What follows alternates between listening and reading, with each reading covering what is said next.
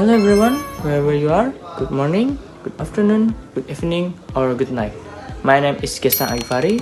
I am anesthesiology nursing student at Poltekkes Kemenkes Yogyakarta. Today, I'm going to talk about spinal anesthesia. But before we dive in, you should know that spinal anesthesia is one of the techniques used to anesthesia patient. There are three main anesthesia techniques. First is spinal anesthesia, and secondly is general anesthesia, and the third is regional block anesthesia. In this video, I'll be explaining more about this anesthesia technique. And see you, check this out. Assalamualaikum warahmatullahi wabarakatuh. Good afternoon, everyone. Before I present, let me introduce myself. My name is Kesang Agifari. I am a student from Poltekkes Kemenkes Yogyakarta. Today, I will talk about spinal anesthesia. It's also called subarachnoid block or SIB. I will explain three things: the principle, the practice, and the nursing care. Let's begin. Spinal anesthesia is a regional technique. We inject local anesthetic into the spinal fluid. This blocks the spinal nerves. We usually inject L3 to L4 or L4 to L5. This is below the spinal cord, so it is safe. The block works fast. Sensory and motor block start in 5 to 10 minutes. The needle passes through several layers: skin ligaments, epidural space, then durameter and arachnoid meter, and last subarachnoid space. Indication and contraindication. When do we use spinal anesthesia? We use it for lower abdominal surgery, urology procedure like URS or TURP, lower limb orthopedic surgery, C-section, and perineal surgery. But we do not use it in some cases. We avoid it if the patient refuses. The patient has bleeding problems. There is infection at the injection site. The patient is in shock, or the patient has high pressure in the brain. Producer step by step. Now, let's talk this step. Step 1. Position the patient, sitting or lying on the side. Ask the patient to bend the spine forward. Step 2. Clean the area. Use antiseptic. Use sterile drape. Step 3. Insert the needle. Insert out at L3 to L4 or L4 to L5. Wait until spinal fluid flows out. This confirms correct position. Step 4. Inject the medicine. Inject slowly, then remove the needle. Step 5. Monitor the patient. Check blood pressure. Check the blood level. Watch closely after injection.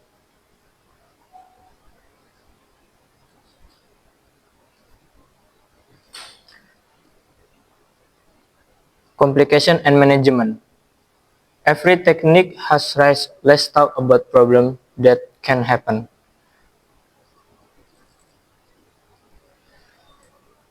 No technique is without risk. Hypotension is the most common one caused by sympathetic blockade. We manage it with IV fluid, preloading, and vasopressor like ephedrine or phenylephrine if needed. Post-dural puncture head edge can occur, especially with large needles.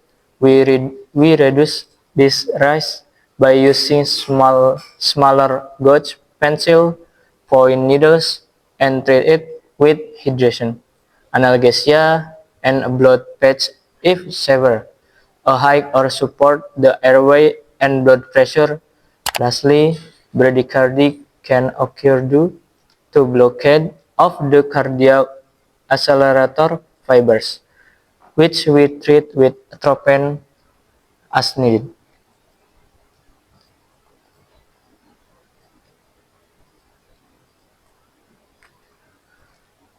Nursing care considerations. Finally, let's cover the nursing role across the three phases of care. Before the procedure, we verify informed consent and NPO status. Check the coagulation profile and stabilize IV access along with baseline vital sign. During the procedure, we assist with positioning, maintenance sterility, continuously monitor hemodynamic, and assess the level of sensory and motor block. After the procedure, we monitor for complications like hypotension or headache. Keep the patient on bed rest per protocol while assessing blood regression and assist safely with their first ambulation. That concludes my presentation on spinal anesthesia. Thank you, and I'm happy to take any questions.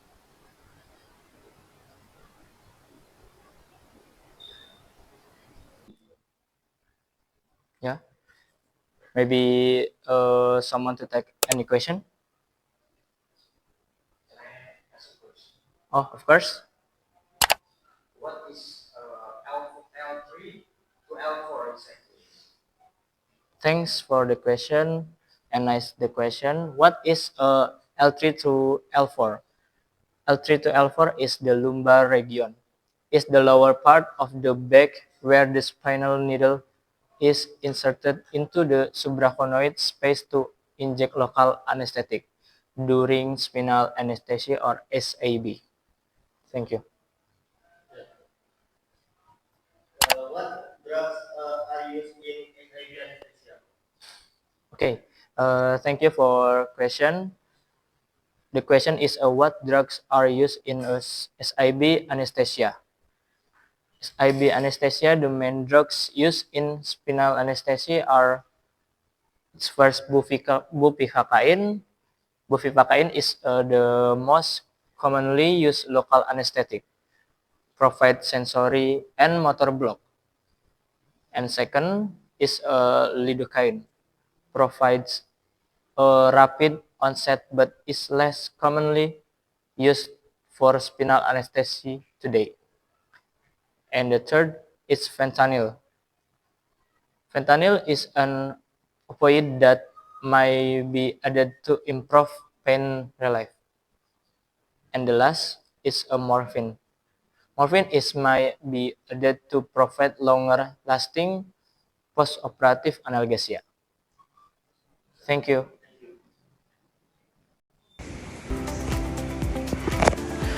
To conclude, spinal anesthesia is a safe and effective technique. It is widely used for lower abdominal, urology, orthopedic, and obstetric surgery. We inject local anesthetic into the spinal fluid at lumbar 3 to lumbar 4 or lumbar 4 to lumbar 5. The block works fast, within 5 to 10 minutes. As nurse, our role is very important. Before the procedure, we check consent, fasting status, and vital signs. During the procedure, we help with positioning and monitor the patient closely. After the procedure, we watch for complications like low blood pressure or headache. We also help the patient stand up safely for the first time. Spinal anesthesia can bring some risk, but with good preparation and careful monitoring, this risk can be managed well. That is all from my presentation.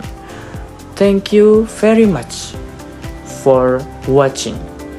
Don't forget to take care of your health. Hopefully, we can meet. See you in the next video. Goodbye. Bye.